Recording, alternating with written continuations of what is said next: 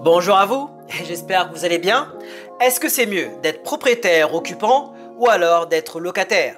On me pose souvent la question et même si pour certains le choix peut paraître évident, ma réponse aujourd'hui va vous surprendre, j'en suis sûr. Cela dépend de vos projets, de votre situation et des chiffres. Je vais donc vous développer ces 3 points et restez jusqu'au bout car à la fin je vous donne un exemple sur ma vie personnelle et vous verrez entre autres que l'un n'empêche pas l'autre. À tout de suite. Pour ceux qui ne me connaissent pas encore, moi c'est Julio, je suis un investisseur en immobilier basé au Canada. Grâce à un bon mindset et à un réseau puissant, j'ai réussi à accumuler 16 appartements en moins de 3 ans, comme l'explique le lien qui apparaît juste ici. Mon but aujourd'hui, faire des vidéos orientées mindset et immobilier afin qu'un maximum de personnes comme moi, parties de rien, puissent atteindre l'indépendance financière. Alors, est-ce qu'il vaut mieux être propriétaire occupant ou bien locataire? Eh bien, ça dépend déjà de vos projets. En effet, si vous prévoyez de déménager assez fréquemment, à ce moment-là, il est préférable de louer. Fut un temps, j'avais un voisin paysagiste. Il avait sa propre compagnie. Je peux vous dire que ce n'est pas les moyens qui lui manquaient. Eh bien, pourtant, il louait partout où il allait. À un moment, je lui ai demandé pourquoi il n'achetait pas. Il m'a tout simplement répondu que son but avec sa famille, c'était de jouir de nouveaux cadres mois après mois, année après année. Il ne voulait pas avoir à faire la paperasse, la maintenance, les cycles d'achat, dealer avec les banques, les agents immobiliers, changer le toit d'ici 2, 3, 5 ans, etc. Il laissait tout cela aux propriétaires. Lui, se concentrait simplement de profiter avec les siens. Et là, je lui ai dit, ça fait du sens. J'ai aussi un ami qui est vacancier à l'année depuis que je le connais. Il voyage dans chaque pays qui l'intéresse.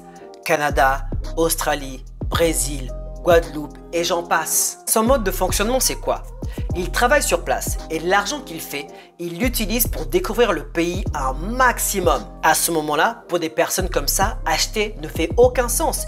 Il n'y a pas le temps, pas de contexte, pas d'attache. Louer reste une des meilleures options. Et il y a des personnes qui, de par leur métier, se déplacent sans cesse et faire un achat ne ferait pas trop de sens, surtout avec l'incertitude de l'avenir. Enfin, si tout simplement être propriétaire occupant ne fait pas partie de vos projets ou que l'idée vous repousse, à ce moment-là, être locataire vous convient très bien et vous pouvez vous conforter dans cette position. Il n'y a rien de pire de faire quelque chose que l'on ne sent pas pour au final être victime de ses propres choix. Alors, est-ce qu'il vaut mieux être propriétaire occupant ou locataire? Eh bien, ça dépend de votre situation ou si je peux dire de votre comportement. C'est triste à dire, mais tout le monde n'est pas fait pour être propriétaire. Attention, je ne dis pas qu'il faut passer un diplôme pour être propriétaire ou que c'est une classe au-dessus de locataire, pas du tout. Mais il y a des responsabilités qui viennent avec, comme par exemple de l'ordre de la maintenance et des réparations qui doivent être faites chaque année, 5 ans, 10 ans ou autre. Il y a une notion de documentation, de paiement et de devoirs qui sont beaucoup plus lourdes chez le propriétaire que le locataire.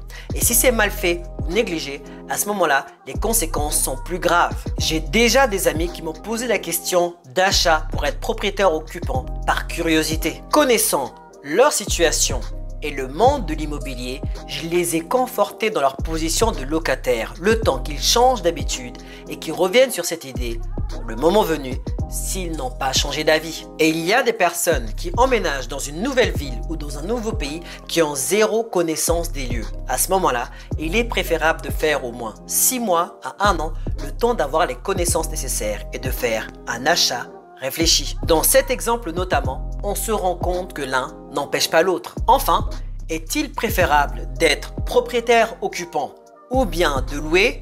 Eh bien, ça dépend aussi du prix. Je vous donne maintenant un exemple concret sur ma vie personnelle. Pour ceux qui n'ont pas eu l'occasion de suivre mon histoire, j'ai déménagé de Toronto pour vivre à Ottawa. Voici notamment le lien qui apparaît juste ici pour vous mettre à la page. Figurez-vous qu'à la base, l'idée c'était de trouver un bien à louer pour vivre au moins 1 an dedans. Le but était de se familiariser avec le quartier, le voisinage et l'immobilier afin d'avoir assez de données et pouvoir être en mesure de choisir un bien à acheter. Étant à distance, c'était une stratégie sécuritaire. D'ailleurs, dans les commentaires, faites-moi savoir si vous serez intéressé que je fasse une vidéo sur comment acheter à distance, voire dans un autre pays. Ça me ferait plaisir. Bref, j'avais déjà un agent immobilier qui était sur place qui aidait à trouver des biens à louer. Ce qui se passait à l'époque, un peu comme aujourd'hui, c'est qu'il y avait beaucoup de candidats sur un seul bien à louer. On pouvait être une dizaine, quinzaine, voire même plus. Sans surprise, les offres qu'on faisait étaient refusées. À un moment, ça commençait à nous frustrer. Le temps jouait contre nous. En effet, le bien dans lequel on vivait à Toronto avait déjà été mis à louer pour le début d'année scolaire, donc on ne pouvait plus faire marche arrière. Au passage, il y avait tellement de demandes de location que certains candidats proposaient de payer plus que le prix demandé. À un moment, après le 6e ou le 7e refus, je me suis dit « Attends, au final, les maisons ne sont ni neuves ni clés en main. Il y a beaucoup de concurrence et les prix partent plus haut que les prix demandés. J'ai donc décidé de comparer les maisons à louer avec les maisons à acheter.